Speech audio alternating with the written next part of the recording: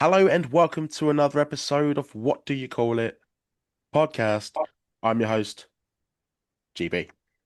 Today's guest is Captain Peckham Playboy Hakeem. All, all the Solomon. names, all the names, Is all there the any other names, names that I've left out that you every want to single squeeze in there? name. I have a list of them. So it starts off with the Turkish delight, the talented Captain Peng himself, the Peckham Playboy Hakan. Nice, nice. I like the intro there, mate. I'm sure you can get all of that on a t-shirt. I'm pretty certain. Yeah, be a long list on the back of a t-shirt. Sweet, mate, sweet. Before we discuss wrestling, we've talked about it in privately Yeah. on Instagram. Arsenal. So what I want Yep. to do is open up with you talking about Arsenal this season. We're not going to talk about the history of Arsenal because we're here forever. But international break has now taken place. Tell me your thoughts on Arsenal this season. Well, in terms of them as a collective, you can see the difference. Like the match we had the other night, where our bench just looks absolutely solid. Mm, Like I think they compared it to last season, where you looked at the bench that we had there and the players coming on.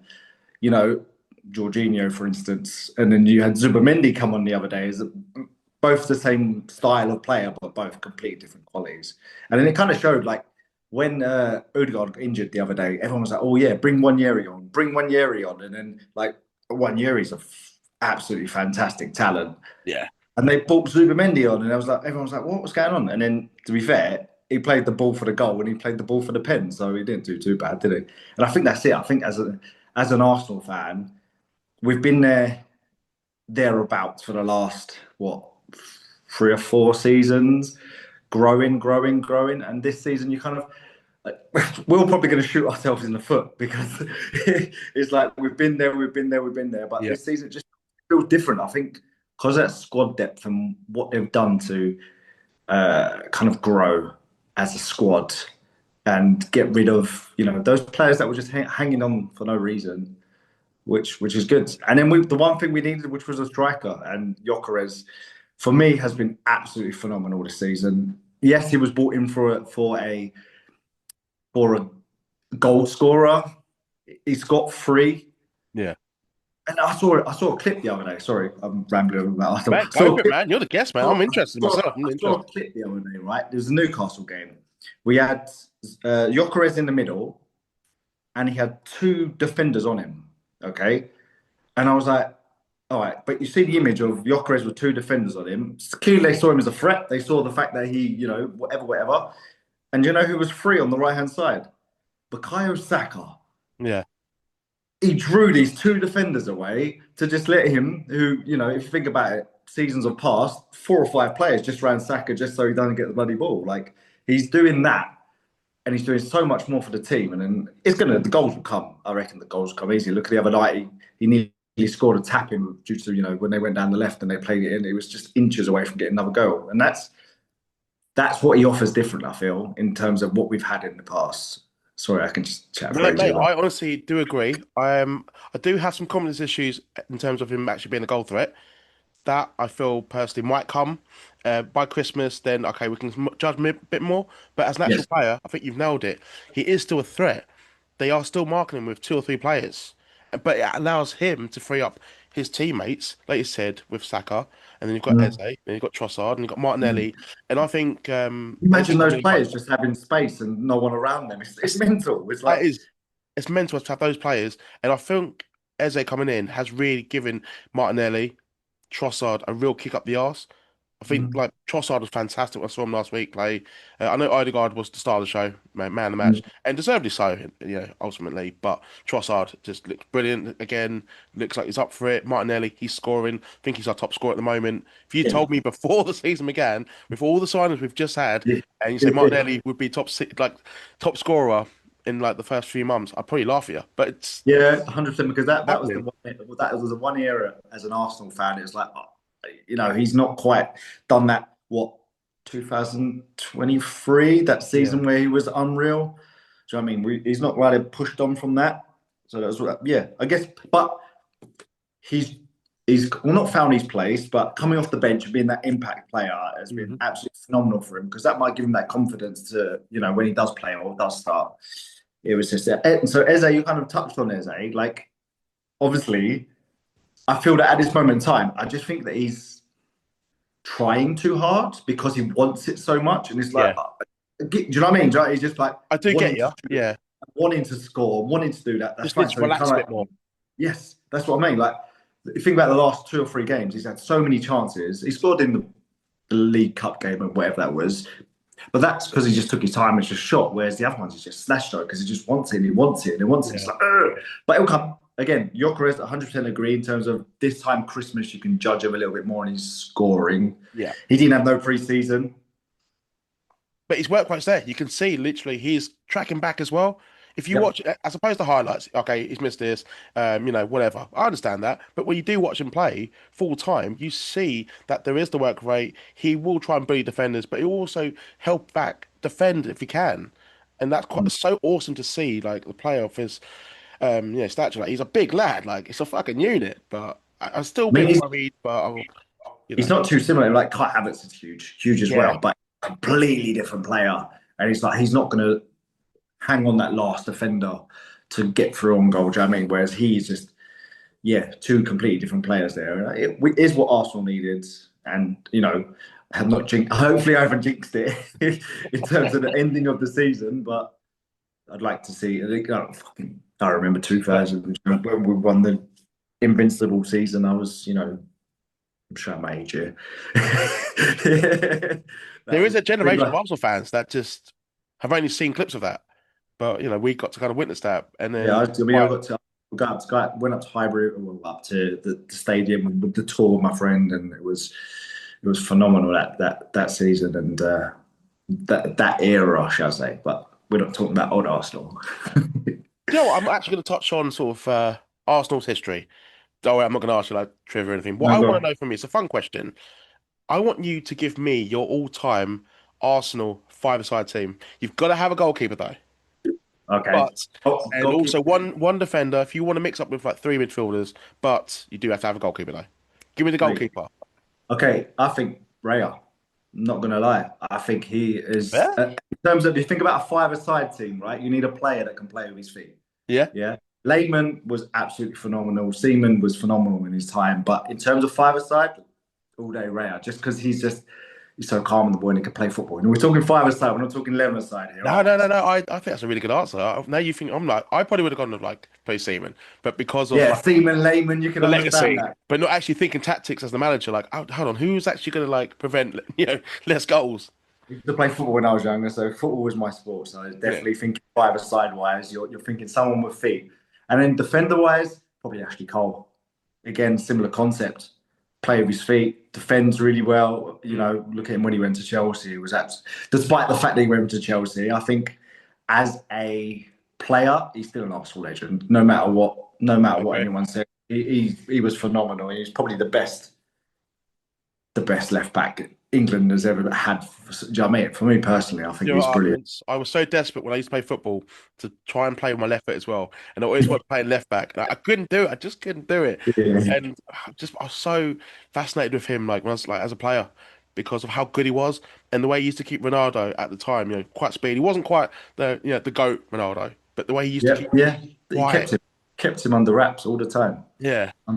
So much, in fact, Ronaldo decided to go and play left wing. He was like, I'm not pulling up Ashley It's like anymore, fuck mate. this. I'm going No, left no. wing. um, so what's that? Two defender. For me, Pires, Ljungberg, Henry, done.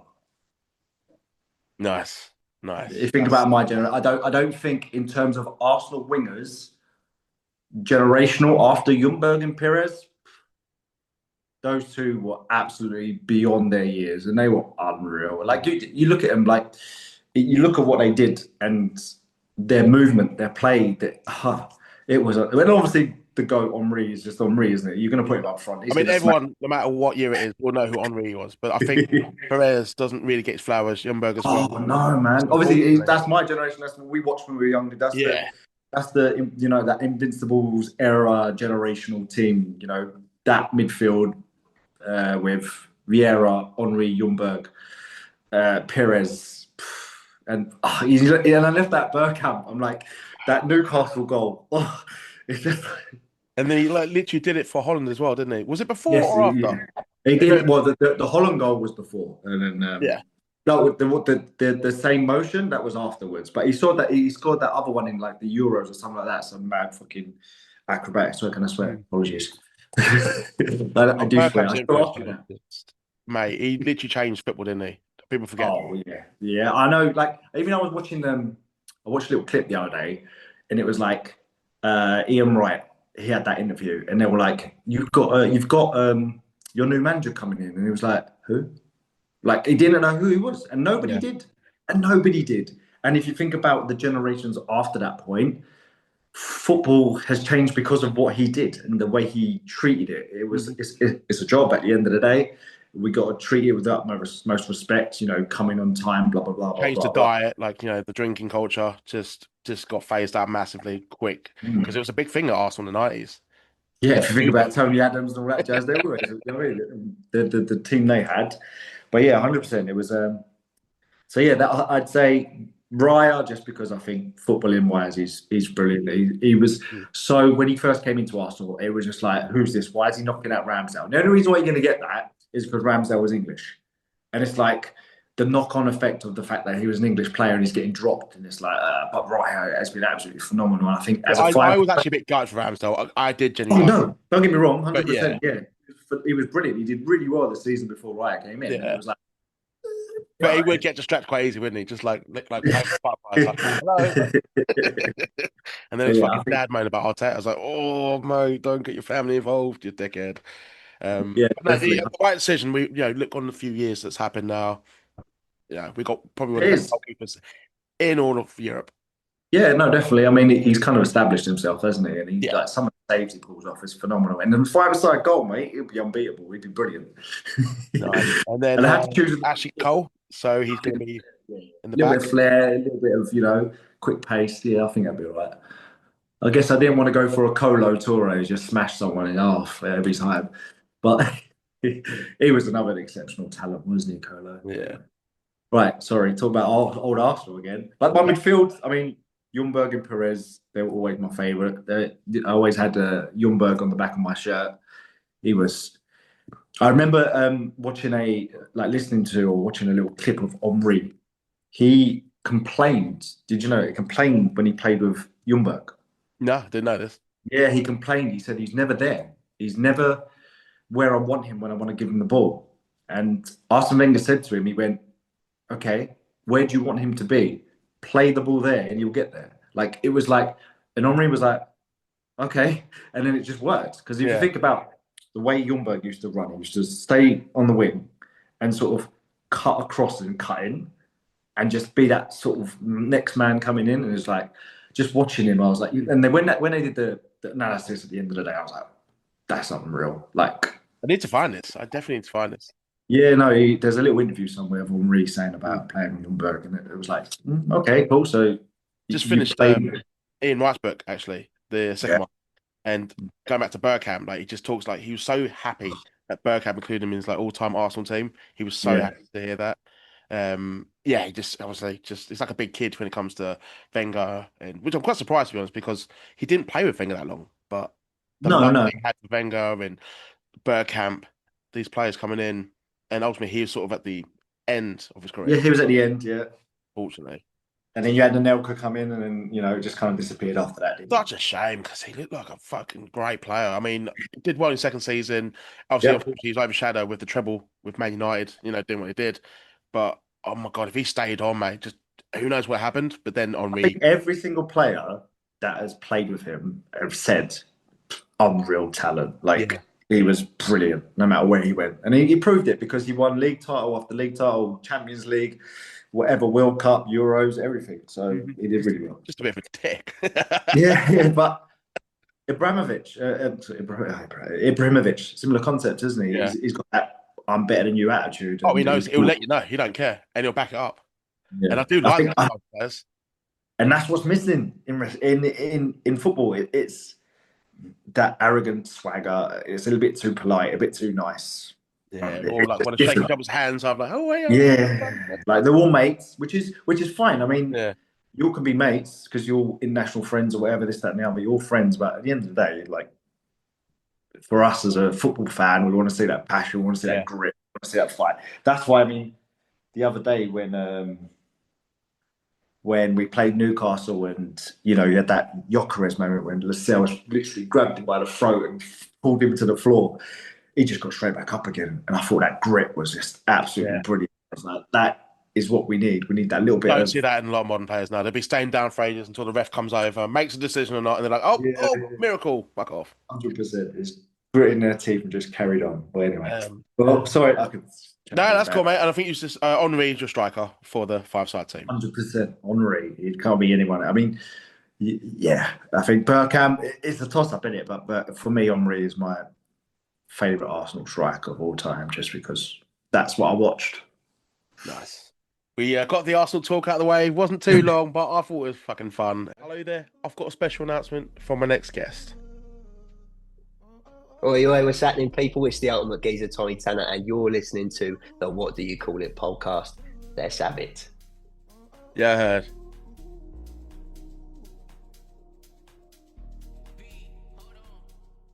Open up with the wrestling talk with some questions for you that I've received on my Instagram. What do you call it? On Instagram. So, here's the first one. My boy, the conductor, Freddie Hussein, friend of the show, has a question for you. Yeah. Can he join the London East crew? So I don't know if you're aware, but the last 6 months I made a tag team with a couple of boys from his training school, Tyler Walker, sorry, James, and Jimmy Player. We're called South London Syndicate. So we're not East London, we're not Central London, we're not North London. So, and every day he'll say something, and he wants to join, and the answer to the question is no. Sorry, Freddie, it's still a no. But No, sorry, mate. You can speak to T, you can speak to Jimmy, but unfortunately, you just live the wrong side of the river.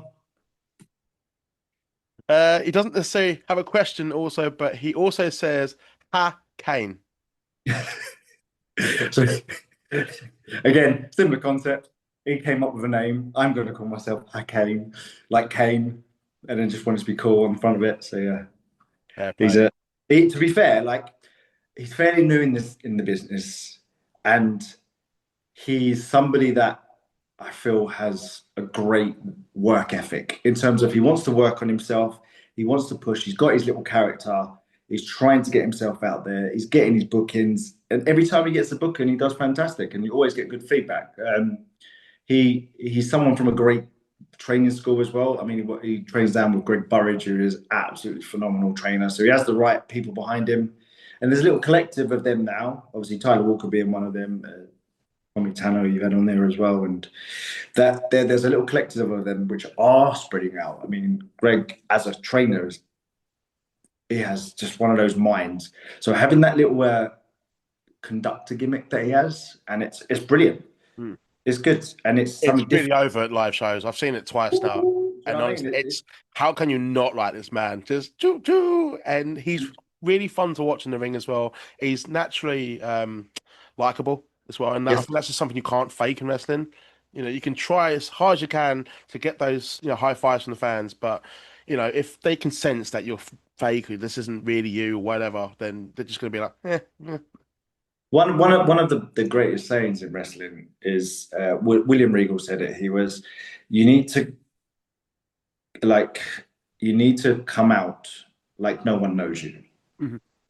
Okay, no matter who you are, no matter what event, no matter how many times they've seen you, you come out like no one knows you. So let's say Freddie, for instance, he comes out, shoot, shoot, straight away. Everyone knows who you are. He's got something, and that's it. He stood just shoot, shoot, and that's it.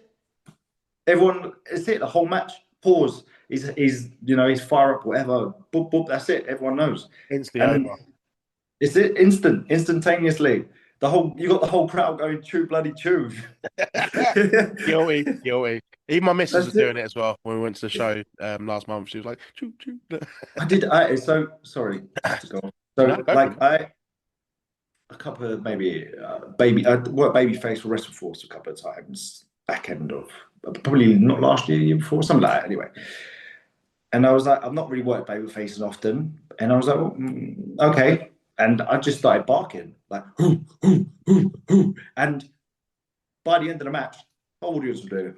Yeah. And that's it. That choo-choo gimmick's the same thing. You're giving them something to remember you or recognize you. At the end of the show, I'm pretty sure everyone comes up to it and go, choo-choo.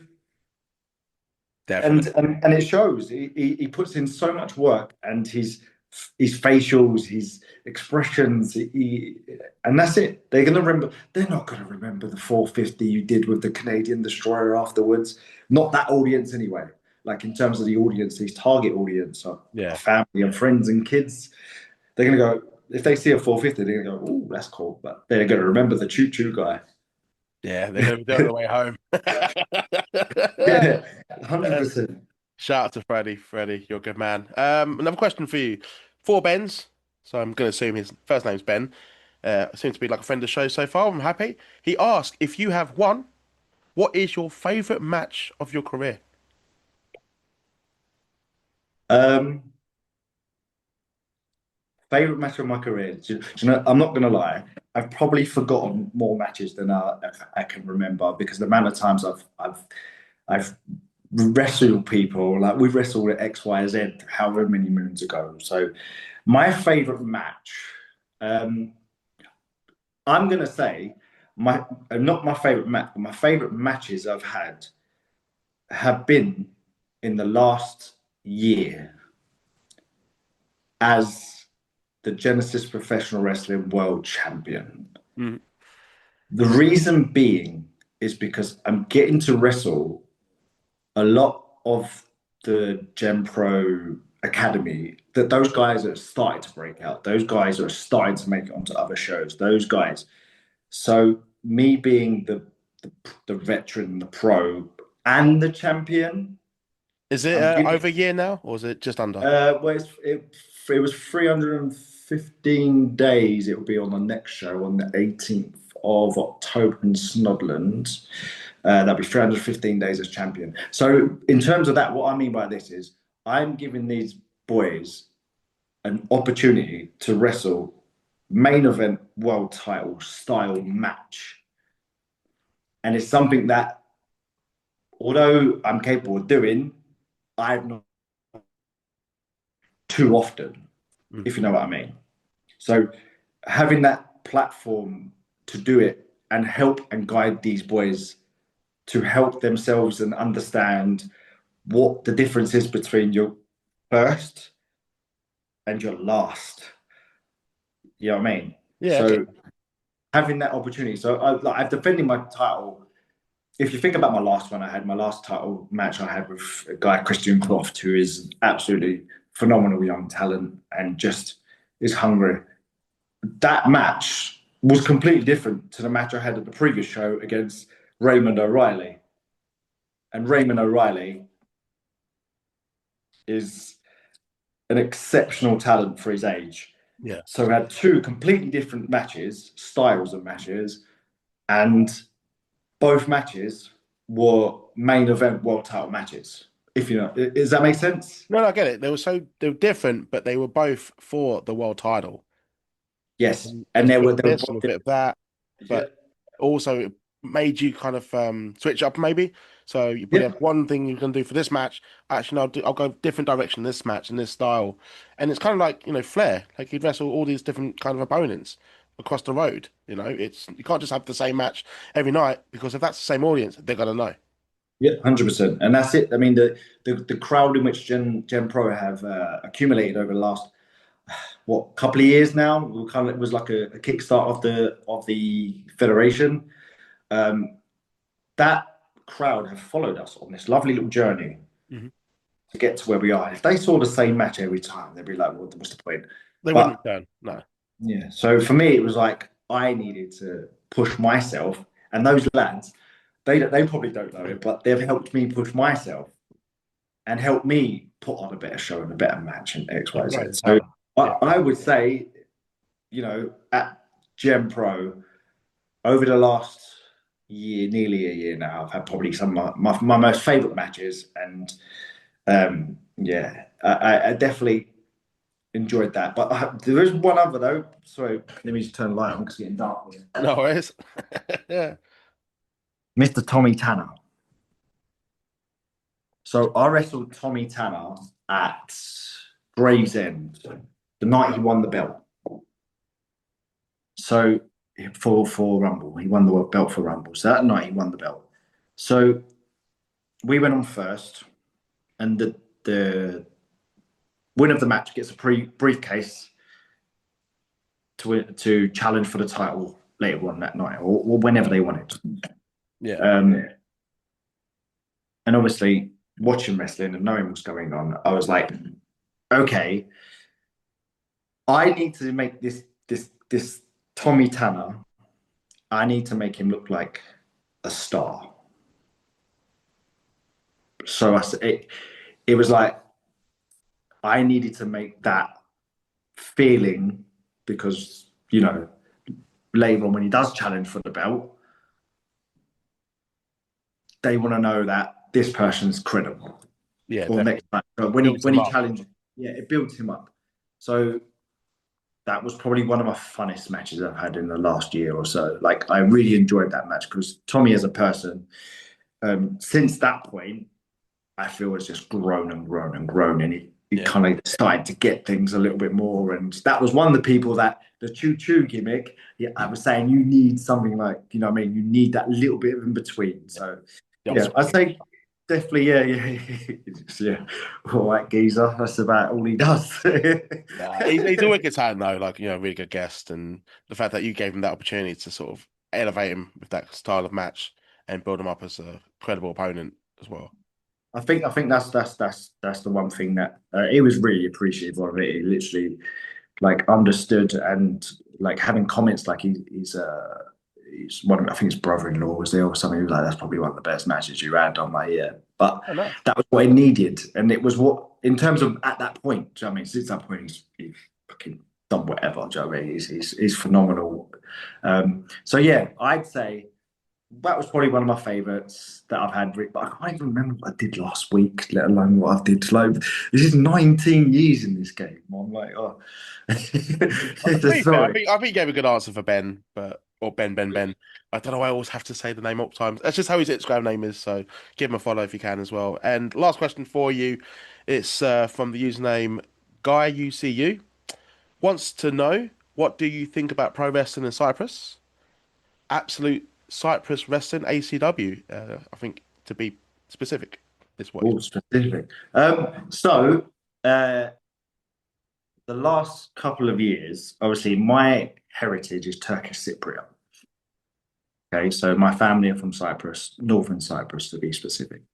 So as a professional wrestler, to see a company or an opportunity for people to do what I've done for 19 years, and a school open up in essentially my family's back garden, essentially, for that point, like when it opened up and I saw it, I was like, that is absolutely unreal.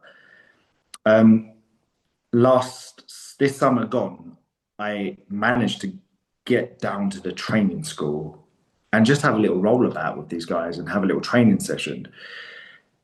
And mostly, I mean, unlike here, you got kids' classes and every school in the world within a 5-mile radius of each other. Yeah. There's so much opportunity. There was nothing up until a year ago. Do you know what I mean? There was no opportunity. It's like nothing at all. Like, no matter how hard you looked and stuff. No. Yeah. I mean, there is. So now, it's, in theory, there's 2. So you got. There's another company that runs on like Comic-Con sort of events, but they just bring imports in. So Tommy Tanner was there, Tate was there, and Driss was there, and a load of other people were there this past weekend. But that's only in Comic-Con. So there wasn't but also they don't run a training school. So I went there with my eldest, Felix, who is also training as well. He's 6 months into training. And I thought, I'll take you there, and it'll be a good opportunity for you to see how other schools run and see what they do. So I went there knowing the fact that, okay, majority of these guys are fairly new, 1 year wrestling, Mhm. see what they're like. The hunger is unreal. Like most of these guys. So what I'm in England, you're looking, some people start 14, 15, 16, around about 20ish. Most of these guys, back end of 20, early 30s, some are mid 30s. So to have that opportunity to do what you've loved to watch for such a long time, turn up at your back. I mean, the guy who runs it, Sasha, he's a guy who's wrestled around the world. He had a trial for WWE way back when, and he's quite militant in the way he does stuff. He's quite regimented. Like, this is the way I want to see it. This is the style I want to see. And he kind of put it in perspective. He's like, this island as a whole is a virgin to wrestling. This is not. So for me and you, we grew up in that attitude era. We watched it on TV. It's available all the Shows time. around the corner, like local shows, like it's not You know hard what I to mean? look for it. Yeah. They have none of that. None of that up until a year ago. Like, I want to say maybe last December is when they sort So there of must have been started. some kind of hunger for it as well, like a wrestling scene to be imported into Cyprus. There was nothing. There was absolutely nothing. So for me to go there and see them and watch their passion and watch the way that they're doing things, I mean, they're doing things the right way. Obviously, the coach has his way of doing things, which is fine, and that's the way he wants to do it. Me being me, I understand that wrestling's more than just one way. It's a bit more of an entertainment show. So I just said to those guys, "You're brilliant. You can see the hunger, you can see the drive, you can see the work ethic. I mean, they have a show once every 3 months. They just had one this couple of weeks ago, and the next one's in mid-December, end of December. Um, and it's something that I personally would love to be a part of, just because of the fact that I've been in this game for such a long time, and to know the fact that I can go to my parents' motherland and go and wrestle on a show in that. When they first popped up, I was like, no way. It's like it would have been unheard of. So Have you the only wrestled thing, the on? only Have you wrestled thing, over there yet? I know you said no, like no, no. training and seminar, but I went in August. yeah, I went in August. I went to a training session. I had a blast, had fun, had lots of fun actually. Obviously, took my eldest with me, who also had fun. And it's quite hard when the person who is running the training school and does the bookings don't know who you are. I mean, for what reason would he bring me there? yeah. There's no reason. He doesn't know who I am. He doesn't know what I do. I can send him a load of matches, but that doesn't show me, if you know what I mean. So by me going and showing my face and going to a training school, it also enabled him to see me Yeah. and what I can do. I don't know if you know about island of Cyprus much, but it's actually an island of two halves. I don't get out much. It's fine. It's an island of two halves, split in the middle, basically north and south, Greek and Turkish. Yeah, so it's split in half. There's Yeah. a big border in the middle. It's the only capital in the world that crosses over two countries, which is a different fact. Anyway, so to cross from one side of the island to the other side of the island, you have to go through a border checkpoint. Yeah. There is a young man there who's actually from northern Cyprus, which is where my family are from, who crosses over the border 2 or 3 times a week just to go training, just because he's had that wanting to do it for such a long time, and it was nothing. And then he's got an opportunity, but just for him to And commit to this journey in order to, conquer his dream. That's that's mad. it. And I'm sure And, there's and, press out there be like, oh, I just drive there like 20 minutes if that. but that shows the dedication. I mean, wrestling for me is dedication, it's hunger, it's drive, Yeah. it's wanting to improve, it's wanting to get to where you want to get to.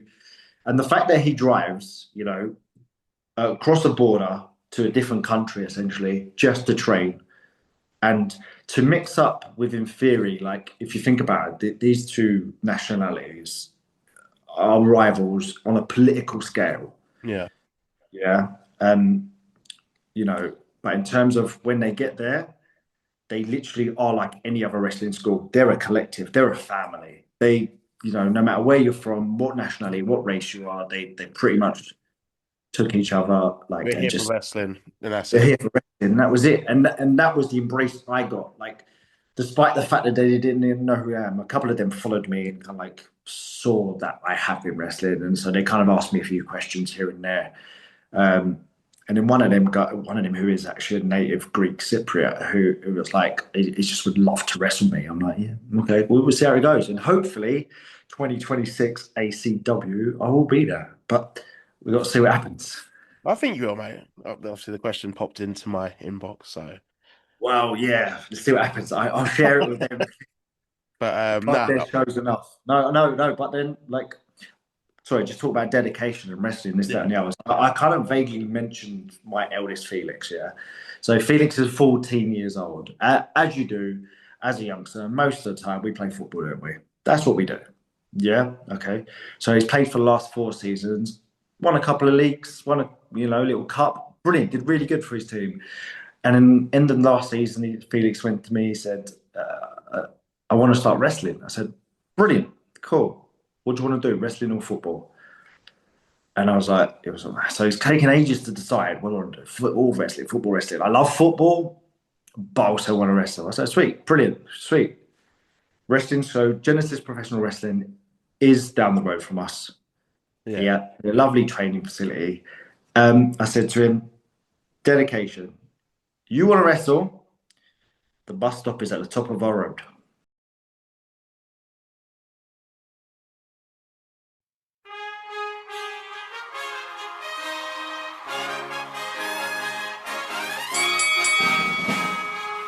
Ladies and gentlemen, boys and girls, children of all ages, it's time for What Do You Call It?